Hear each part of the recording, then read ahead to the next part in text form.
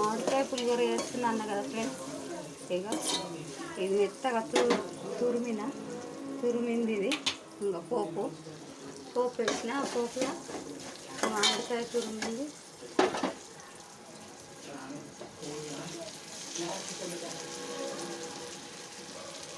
వేసి బాగా కలుపుకొని కొంచెం ఉడికినాక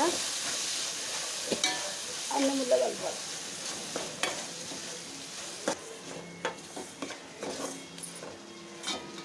ఇట్లా బాగా కలిపినాక కొంచెం ఒక 5 నిమిషాలు మగ్గినాక అన్నంలో కలుపుతుంది. నేనైతే ఇలా చేస్తాను, మీరు ఎలా చేస్తారో నాకు కూడా కామెంట్ బాక్స్లో షేర్ చేయండి.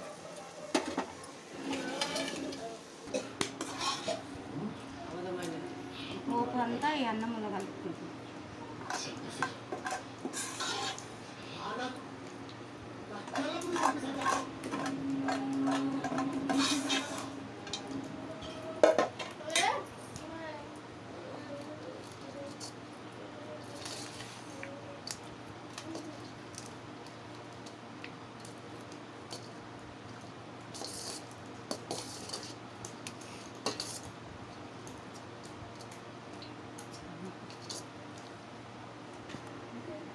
ఇగో ఫ్రెండ్స్, రెడీ అయింది మామిడికాయ పులిహోర.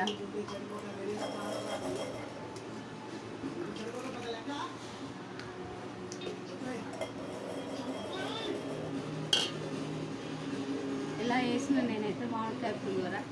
మీరు ఎలా చేస్తారో వెరైటీగా నాకు కామెంట్ బాక్స్లో షేర్ చేయండి.